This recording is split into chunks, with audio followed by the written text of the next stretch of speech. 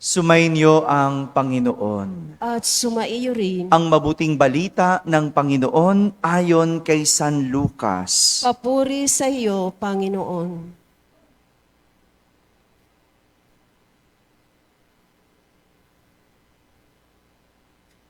Noong panahong iyon, ang Anghel Gabriel ay sinugo ng Diyos sa Nazareth, Galilea, sa isang dalaga na ang pangalan ay Maria.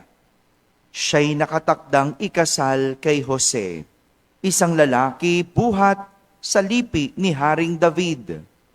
Paglapit ng anghel sa kinaroroonan ng dalaga, binati niya ito, "Matuwa ka, ikaw ay kalugod-lugod sa Diyos." Wika niya, "Sumasayo ang Panginoon." Nagulumihanan si Maria sa gayong pangungusap at inisip niyang mabuti kung ano ang kahulugan niyon. Kaya't sinabi sa kanya ng anghel, "Huwag kang matakot, Maria, sapagkat kinalulugdan ka ng Diyos.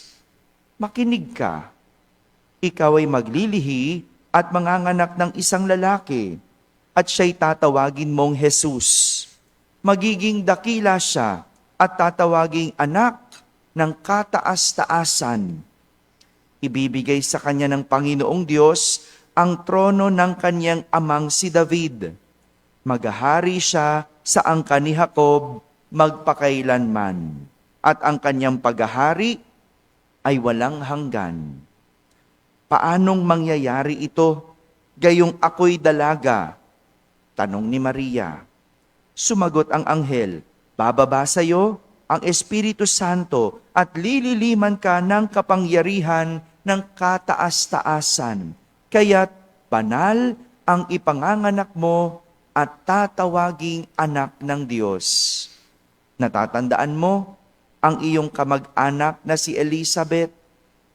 Alam ng lahat na siya ay baog, ngunit naglihi siya sa kabila ng kanyang katandaan, at ngayoy ika-6 na buwan na ng kanyang pagdadalang tao, sapagkat walang hindi mapangyayari ang Diyos." Sumagot si Maria, "Ako'y alipin ng Panginoon. Mangyari sa akin ang iyong sinabi." At nilisan siya ng anghel. Mga kapatid, ang mabuting balita ng Panginoon. Pinupuri ka namin, Panginoong Hesukristo. Maupo ang lahat at makinig sa homilya. Magandang umaga po sa inyong lahat.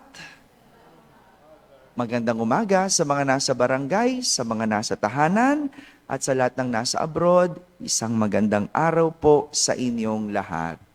Ngayong araw na ito, pinagdiriwang natin ang dakilang kapistahan ng pagpapahayag ng magandang balita tungkol sa Panginoon.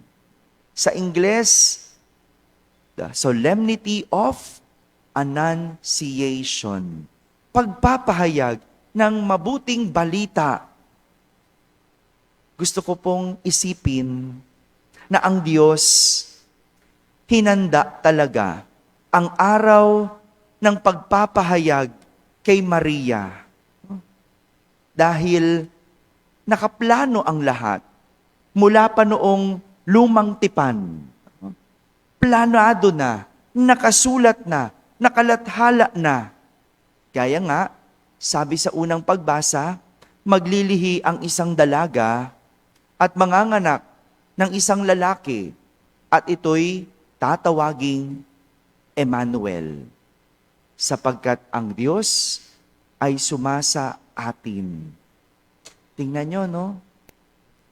Bago pa naganap ang lahat, hindi pa sinisilang si Maria, nakasulat na ang plano ng Diyos. Nakalathala na. Father, nakatadhana ba? Sasabihin kong nakasulat kesa sa nakatadhana. Kasi tayo, pag sinabing tadhana, mangyayari. Tama? Pag sinabi niyong destiny, gusto natin mangyari. Pero sabi, nakasulat. Nakasulat pa lang. Para mangyari yon, kailangan ganapin. Kailangan ganapin. At lahat tayo, may plano ang Diyos. Parang mga estudyante, plano ng Diyos, sila'y makapagtapos. Nakasulat yon. Badong, nakasulat. Liam, 11. Nakasulat. Plano ng Diyos, kayo'y makapagtapos. Ang saya, no? Pero dapat niyong ganapin. Hindi pwedeng uupo lang at iintaying mangyari. Sa ating ebanghelyo, pinangalanan ang babaeng iyon. Pinangalanan ang dalaga na siyang magdadala sa kanyang sinapupunan at magsisilang noong sinasabing Emmanuel na yon. At ang dalagang yon ay walang iba kundi si Maria. So pwede pala, no? Sinulat ng Diyos, estudyante, makakatapos. Wala pang pangalan. Hindi pa Liam, hindi pa agad, no? Hindi pa agad Badong, no? Hindi pa, no? So, hindi ka pwedeng makasiguro na ikaw 'yon. Paano mo makakasiguro? Ganapin mo. Sundin mo ang Diyos. Ganyan yung ginawa ni Maria.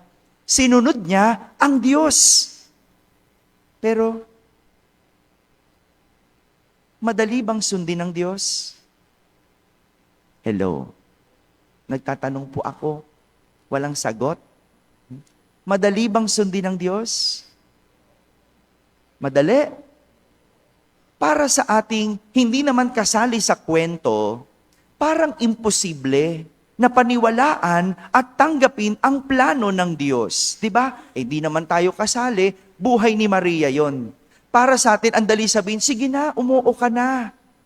Andali sabihin, sige na Liam, mag-aral ka na. Andali sabihin, Badong, sige, mag-aral ka. Pero kung yung buhay ninyong titignan, parang ang hirap. Father, di ako binibigyan ng mama ko ng baon. Paano ko makakatapos? Diba? Father, mahirap lang kami. Wala nga akong pang matrikula. Paano ko makakatapos? Andali sabihin tayo. Tayo mga usisero. Tayo mga sulsol. No? Kasi hindi naman natin buhay. Tayo mga nakikimarites lang. Pero yung may sariling buhay, parang tila imposible. Tila hindi mangyayari. Tila hirap tanggapin ng sinasabing planong iyon ng Diyos. Pero kay Maria, nangyari, ginanap niya ang plano. Tinanggap niya dahil sa 3 bagay na sinabi ng anghel na nagbigay kasiguraduhan at kumpiyansa kay Maria. May 3 bagay na sinabi ang anghel na nagbigay confidence, na nagbigay assurance kay Maria. Una, ang sabi ng anghel, ang Panginoon ay sumasa iyo. Sabihin niyo nga po, the Lord is with you. Kapag alam mong kasama mo ang Diyos, nasa iyo ang Diyos, walang dahilan para hindi mo maramdaman ang seguridad. Tama? Ano pa bang makakapag-assure? Sinabi na sa iyo, sumasayo. No? Hindi lang kasama mo, kundi nasa iyo. Walang dahilan para ikaw ay hindi makasiguro. Kaya magaling ang Diyos eh. Una pa lang, pinaalam na niya kay Maria na kasama niya ang Diyos. Nasa kanya ang Diyos. Natural, hindi agad yon natanggap ni Maria.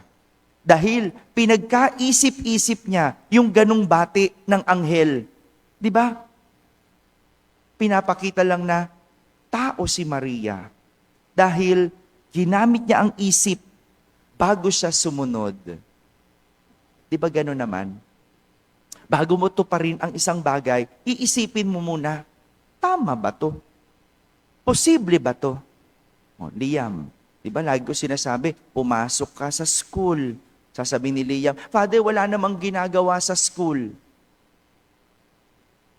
Ikasama yun eh. Di ba? Kasama sa bilang yon ng school year. Kailangan mong tuparin. Kasi ganyan din gagawin mo pag nagtrabaho ka na. Pag ayaw mong pumasok, hindi ka papasok. Pwede yun. Kaya kasama sa training yun eh. Yung walang ginagawa sa school, pumasok ka. No? Kailangan mong itulak yung sarili mo. Di ba? Kailangan mong ganapin. No? Madalas ganun eh. Natatalo ng isip ang plano ng Diyos. Kasi meron tayong sariling gusto. Meron tayong sariling plano. At gaya ni Maria, ginamit ang isip. Anong sabi? Paano mangyayari yon? Gayong ako'y dalaga. Kaya nga, ang sunod na kasiguraduhan na sinabi ng anghel kay Maria, huwag kang matakot, Maria. Sabi nyo nga, huwag kang matakot. Do not be afraid. Yan yung ikalawang kasiguraduhan.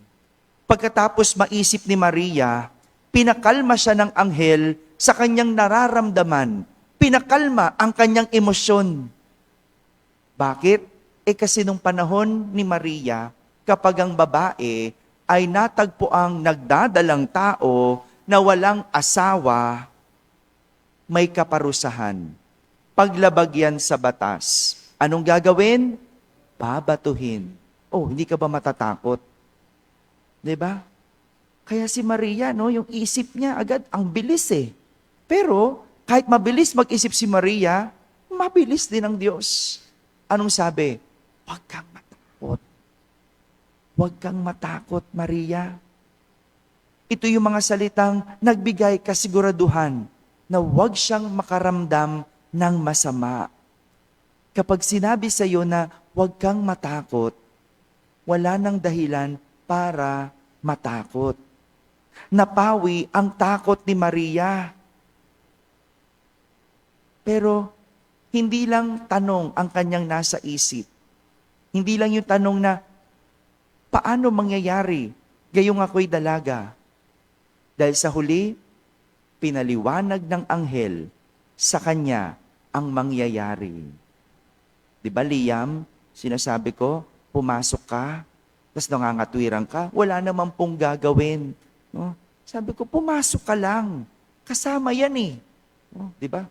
Ngayon, ang hirap intindihin, kasama ba talaga yon? Ang hirap intindihin, may aral ba talaga doon?